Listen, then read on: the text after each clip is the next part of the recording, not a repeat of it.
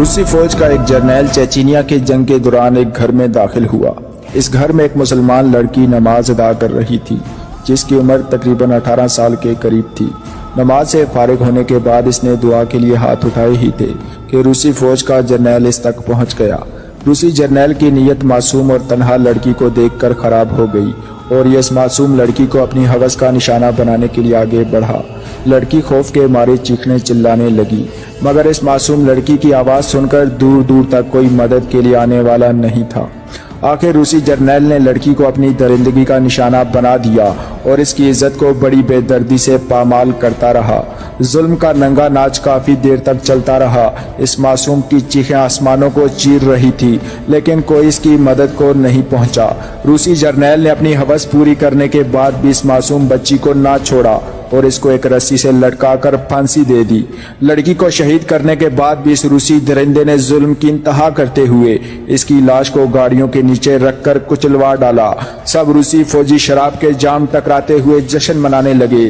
ان کو اپنی طاقت پر بڑا گھمنڈ تھا۔ آخر اس ظلم عظیم کی خبر اسلام کے مجاہد کمانڈر الخطاب تک آن پہنچی۔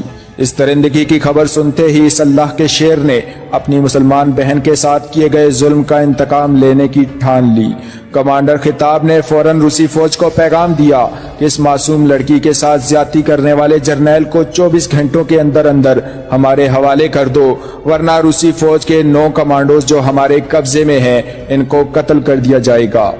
کمانڈر خطاب کی دی ہوئی 24 گھنٹوں کی مہلت گزر گئی مگر روسی فوج نے اس جرنیل کو مجاہدین کے حوالے نہیں کیا۔ کمانڈر خطاب نے گرفتار کیے ہوئے روسی کمانڈوز کو ذبح کر دیا۔ اس کے بعد بھی خطاب کا غصہ ٹھنڈا نہ ہوا۔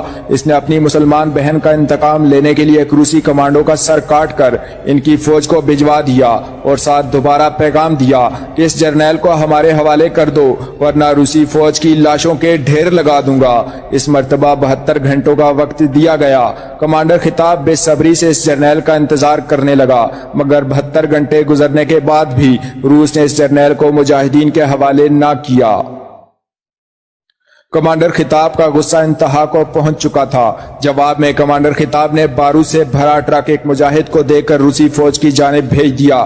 یہ مجاہد اس ٹرک کو لے کر روسی کمانڈوز کے اہم ترین اڈے میں گھس گیا اور وہاں دھماکہ کر دیا۔ اس دھماکے کے نتیجے میں روسی فوج کے 183 کمانڈوز مارے گئے اور اعلیٰ افسران سمیت 300 سے زیادہ روسی فوجی زخمی اور اپاہج ہو گئے۔ اس کے ساتھ ہی کمانڈر خطاب نے پیغام بھیجا، لو یہ ہمارے انتقام میں سے کچھ کا مزہ چکھ لو، ابھی ہمارا انتقام باقی ہے۔ اس کے بعد کمانڈر خطاب نے روسی فوج کی کانوائی کی انفارمیشن نکال لی جو اگلی صبح جانی تھی۔ کمانڈر خطاب اپنے مجاہدین ساتھیوں کے ہمراہ اس کی دھاک لگا کر بیٹھ گیا۔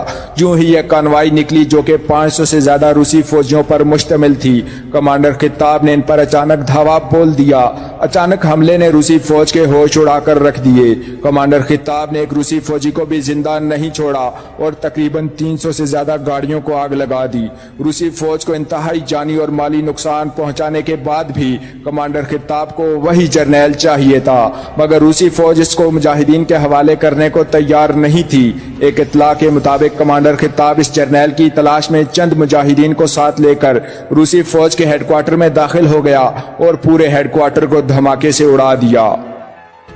کمانڈر خطاب کے لگاتار حملوں نے روسی فوج کی کمر توڑ ڈالی۔ روسی فوجیں چیچینیا چھوڑ کر بھاگنے لگی۔ کمانڈر خطاب نے روسی فوج کو آخری پیغام بھیجا کہ آئندہ اگر ہماری کسی مسلمان بہن بیٹی ماں کی طرف نگاہ ڈالی تو تمہارا وجود ہی اس دنیا سے مٹا دیں گے۔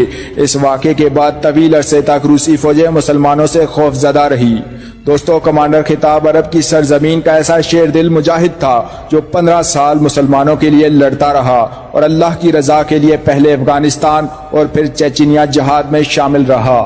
یہ اللہ کا شیر مسلمانوں کے خون کا بدلہ لینے کے لیے روس میں جا کر ان کے فوجیوں کو جہنم واصل کرتا تھا۔ چیچینیا سے روسی فوج کو بھگانے والا بھی یہی اللہ کا شیر تھا۔ اس کا نام سامر صالح عبداللہ تھا۔ چیچینیا کی آزادی کے وقت اسے کمانڈر خطاب کا لقب دیا گیا۔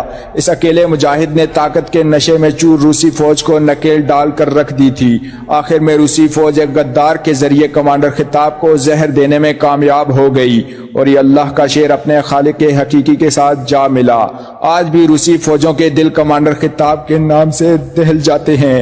کاش آج ہم میں بھی کمانڈر خطاب جتنی ایمانی طاقت، قوت اور بہادری پیدا ہو جائے تو مسلمان پھر سے اس دنیا کے حکمران بن جائیں۔ اللہ پاک کمانڈر خطاب اور تمام شہید مجاہدین اسلام کی درجات بلند فرمائے اور جنت الفردوس میں اعلیٰ اولی مقام عطا فرمائے، آمین ثم آمین۔ راز حق کے لیے جو بھی سر کٹاتا ہے، تم ایسی موت کی عظمت کا حال کیا جانو، تم ایسی موت کی عظمت کا حال کیا جانو، خدائے شہیدوں کے ناز اٹھاتا ہے، لہو شہید کا گرتا ہے جس زمین پر بھی، لہو شہید کا گرتا ہے جس زمین پر بھی، نگاہ عرش میں وہ فرش جگمگاتا